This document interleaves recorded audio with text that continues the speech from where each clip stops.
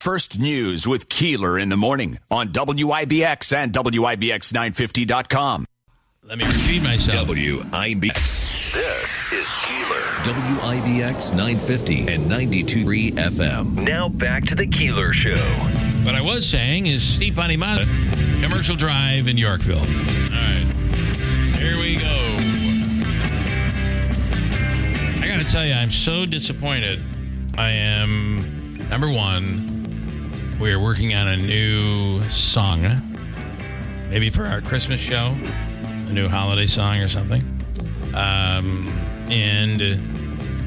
I can't wait to get it. I don't want to debut what the song is going to be, but you do have them. Quick. Can you, please, I got to get a picture. Sunglasses? Put them on. I got to get a picture of you. Oh, yeah.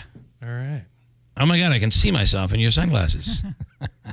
Yes. Those are some, okay, give me the background. Mayor Galime in studio right now. Please give me the background on your sunglasses. Well, these particular sunglasses I purchased to wear during the Men in Pink campain. Oh, okay. Right. Yes. For breast cancer awareness. Exactly.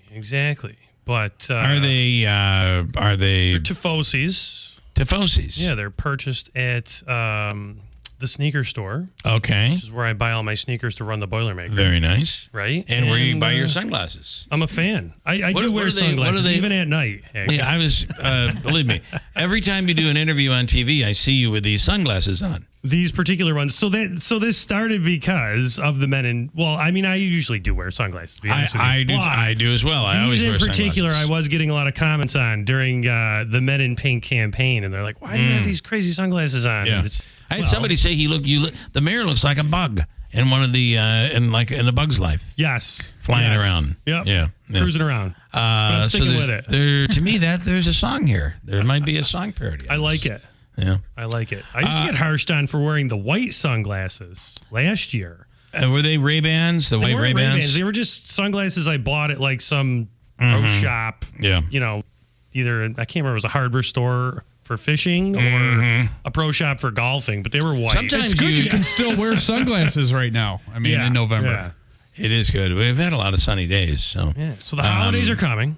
Captain Kelly, I hope we're not boring you. I apologize. Not at all. Not at all. But you know as well as I do. You're like, why is he wearing those sunglasses? That's right. Exactly. No, she's fine with that as long as I've got this holiday dinner going on. Right? Okay, well, let's talk about what's happening here. All right. So, and by the way, Captain Kelly of the Salvation Army, thank you for all that you guys do. And we've needed you over these last few years. It's been a tough time. We've had a few incidents that have been tough. Absolutely. And then, of course, there are just people in need today like we haven't seen in a long time. So let's talk about what's going on. So really quick, I just want to give an intro to the dinner. So it's the Mayor's Holiday Dinner. You can go to the site at tinyurl.com/Utica Mayor Dinner. This is one of those things that, we had our eye on. I had, my wife and I had our eye on. Captain Kelly and Captain John came and to my chief of staff and said, would the mayor be interested in being one of the honorary chairs this year for the Red Kettle campaign? Nice. And I said, why don't we do a giant Red Kettle kickoff? We'll have a dinner. And that's what we're doing. And it's going to showcase. Is this instead of the mayor's ball? No, it is not instead of. No. This is something I just wanted to do for the holidays. Too? We're also going to do a mayor's ball. We are. That'll still happen. Yeah. But, the reason why we're doing this is exactly what you got off with, which is what the Salvation Army does for our local area. And Captain Kelly to really, go into a lot of the different youth services that 14 Clinton Place and the Salvation Army is bringing to Utica, New York, because that's exactly why I wanted to do this, to kick off the Red Kettle campaign. All right. So, Captain, tell us. Yeah, so we do have a lot of after-school programs that we offer. Currently, right now, they're on hold because of all things Christmas, right? And the thing we're working on right now is providing Christmas for families that need a little extra assistance: toys, clothing, food, things like that. But when January comes back around, we have a basketball program that we offer on Monday nights. Tuesday nights is music programs. Wednesdays is open gym. Thursdays is cooking or baking or artist painting classes. After school programs that are happening. And with each of these programs, we provide the transportation to and from. Wow. We also provide them with a hot meal before we take them home each night. Pretty awesome with everything going on. Right. So this is the today. Monday before Thanksgiving. Yeah. Which is what, the 25th? I think that's Correct. the date, right? 5:30. We're going to open the doors of Nostro on Monday, which is not open on Monday. So we're opening the doors of Nostro for this dinner. And one of the coolest things is the music program. Bill, I'm on your Christmas show every year with my dad playing. Yes. I go around to local coffee shops. I saw playing. you in the movie. Right. Christmas. Oh, that as well. Right. Yes. I was in the Christmas letter playing my horn. But Captain Kelly has a group of the kids from the music program. They'll be playing like a cocktail. They'll be playing Christmas songs at the dinner starting at 5:30. So, it's just a really nice showcase of things that go on and what the Salvation provides. And we're going to kick off the Red Kettle with a big donation. That's the key. That's what all the proceeds of this dinner goes to.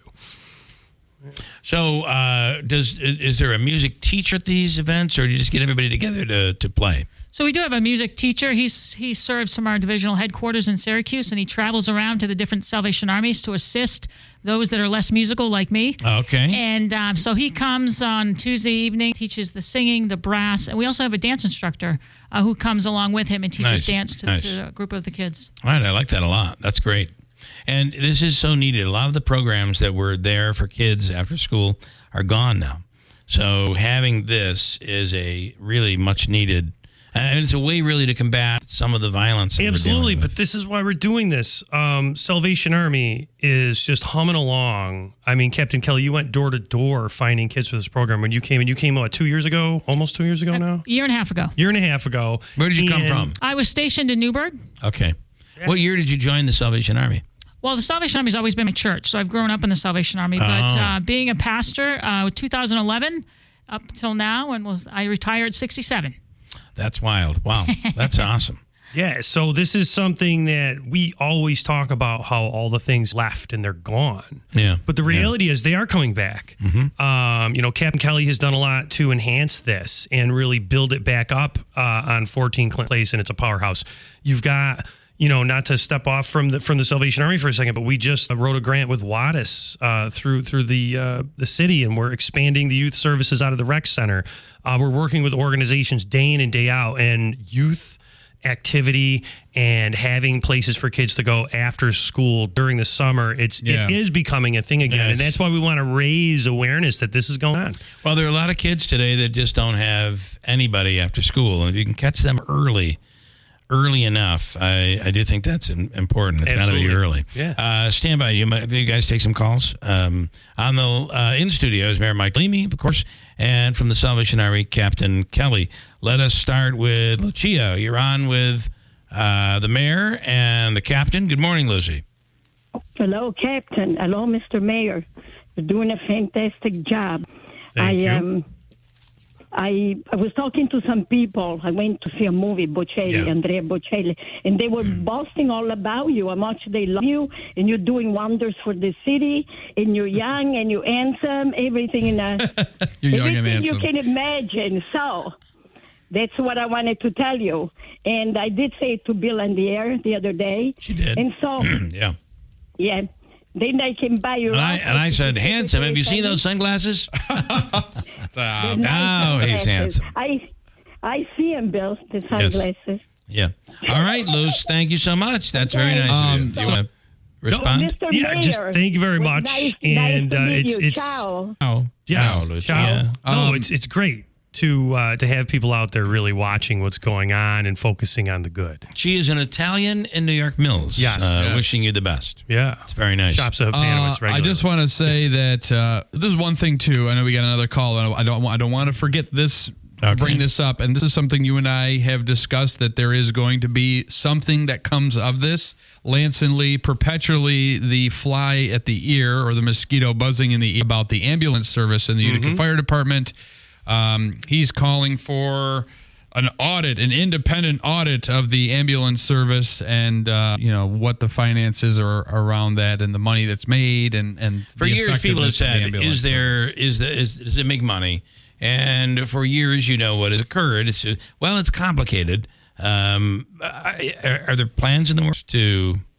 So everyone calls for an independent audit. All of this kind of more of a negative-based viewport into it, right? During this budget season, myself and the budget director are just going to sit down and have like a separate explanation of it.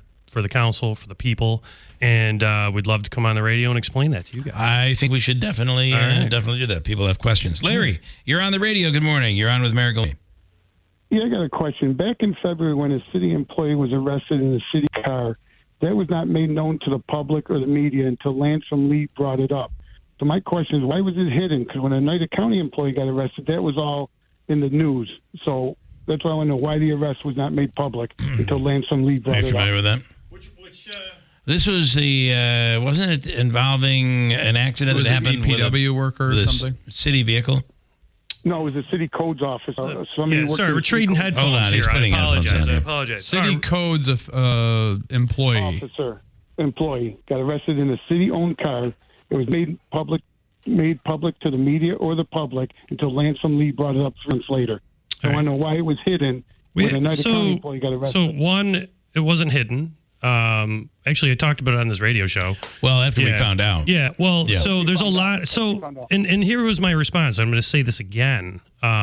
We don't have a police blotter of firings for like entry level employees. Okay. Not firing. Arrest. The arrest. He was arrested. Not the firing. He was arrested. The arrest itself. Forget about the firing. All right. Let me just put it this way. That arrest. And what was going on with that was part of a larger organizational sting. And I took care of it. These types of things prior to me becoming mayor, those people still work. No, listen to me. Arrest public. Listen. This arrest was out it's no different than the other employee I had to let go that was all over the news. These things are public. What the news does and does not pick up is not something that I can control. Now, what I did do as mayor, which is different, is hold people accountable to that. The person no longer works for codes. Okay? I went through the process of making sure they didn't work for the city anymore, and I had to do that with another employee weeks later because they had fentanyl on them.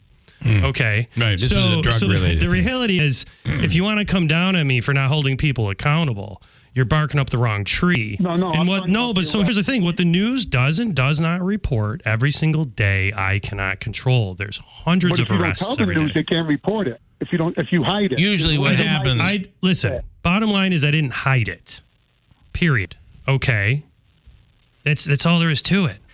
I'm not going to do it. If that was on the police department's Facebook page and realized that a city employee had just been arrested, we would have been all over that. That would mean that this story didn't make it to the Facebook page. Or Utica police didn't release that to the news writ large. That would have meant that would have to have been a reporter that would have gone in, looked at the blotter, caught it.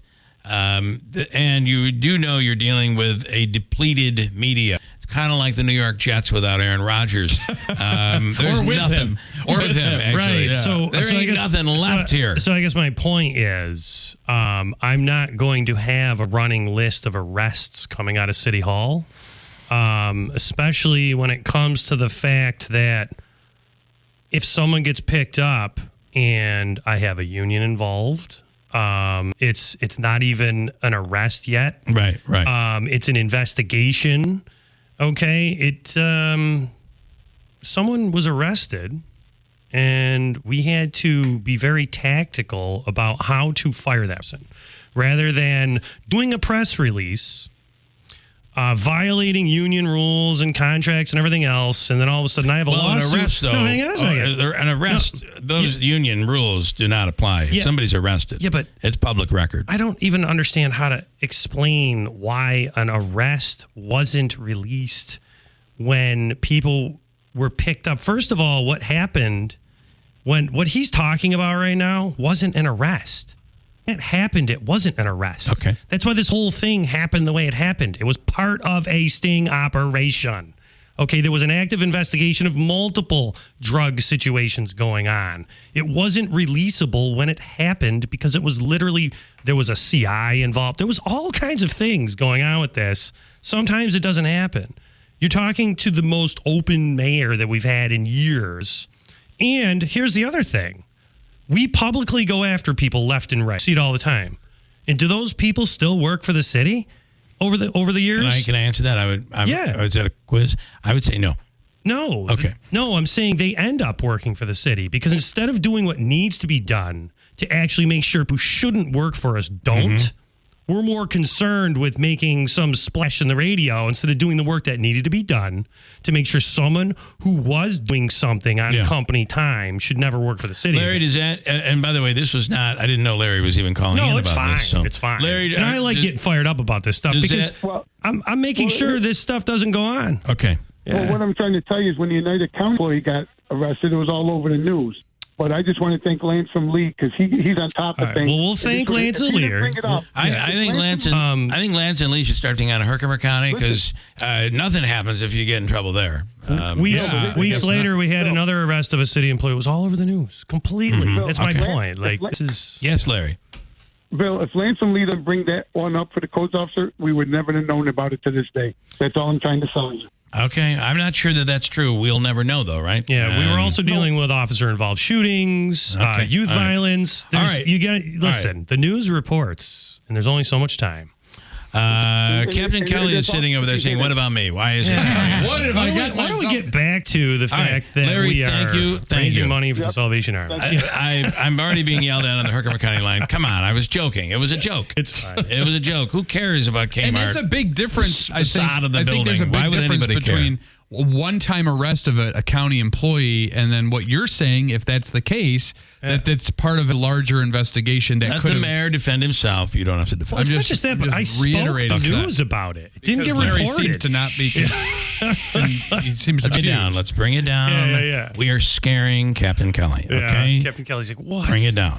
I have one more. Somebody asked me a little earlier, what's going on with Stefan? We haven't heard from him. We want his opinion on the Mets just quickly. And it just so happens he's here to speak to the mayor. One more, Stefan Rybitsky, a city resident. Yes. You're on with your mayor. Good morning. Stefan, what's going on? Well, hello, Mayor Galime. And hello, Stefan.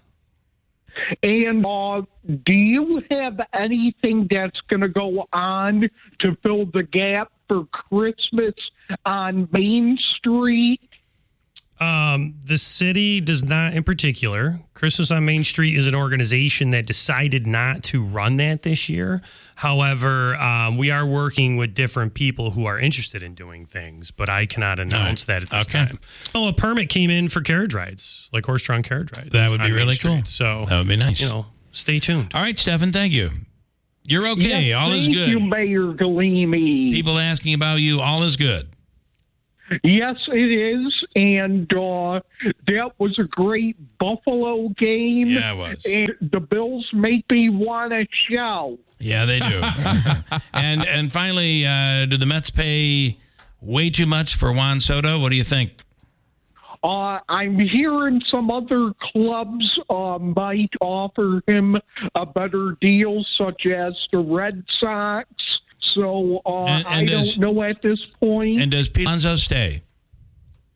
I think Pete Alonso will stay if they don't get Soto. Okay. All right. Have a great day, Stefan. Thank you. Bye, Bill. He's a genius when it comes to this stuff. Yeah, he is. It's incredible. He knows what's going on. Okay, so please give some attention to Captain Kelly at Salvation Army. Absolutely. Great event coming up. Obviously, the Red Kettle campaign you'll be kicking off. If someone wants to go to the dinner, what do they need to do? All you need to do is go to url.com/Utica Mayor Dinner. It's the Red Kettle Kickoff. It's 5:30 on the 25th. That's the Monday before Thanksgiving at Nostro. And listen, all these donations stay local because that's what we're doing. Thank you. And I want to say one other thing. The movie A Christmas Letter, I did say probably not going to win a Grammy or an Oscar. I should say this, not going to win an Oscar, but it was really good. And I thought it was great to see Utica and surrounding areas on the silver screen. It was really something special. The movie was extremely fun. The cast was phenomenal. They were here for the premiere at the Stanley, and it's something else we worked on for years and years and years. It's the Film Commission. Okay. And it's the ability for Utica, New York to support the making of a film. You think about what went on, that whole tennis scene. If someone watched the movie and you remember the tennis scene or you're going to watch it, that was all done on the Stanley stage. So it's another notch in the belt of our resume for doing real work here in the film industry. That tennis scene was on. It was on stage. That's interesting. Yeah. The only thing I was bothered by is you didn't get to see the house explode. Right. I mean, there should have been. I mean, with CGI, why couldn't we create a house exploding? Right? I wanted to see that. Yeah. Other than that, it was wonderful. No, it's a good time. And then, Captain Kelly, if you could tell everybody the importance of what you do, and this is a long-standing tradition, the Red Kettle campaign. Yeah, the Red Kettle campaign is our biggest fundraiser for the year. It basically helps fund everything we do: our soup kitchen, our food pantry, our after-school programs. Covers transporting the children back and forth to the different programs, purchasing the food to provide the meals for our soup kitchen guests and our after-school programs. If you pass by a kettle today, now until Christmas, consider putting even $1 or your loose change. We often say change helps us change lives. Yeah. And it all adds up quickly. So any little bit of help would be appreciated. Thank you, guys. Thank you. Nice Thank job. you.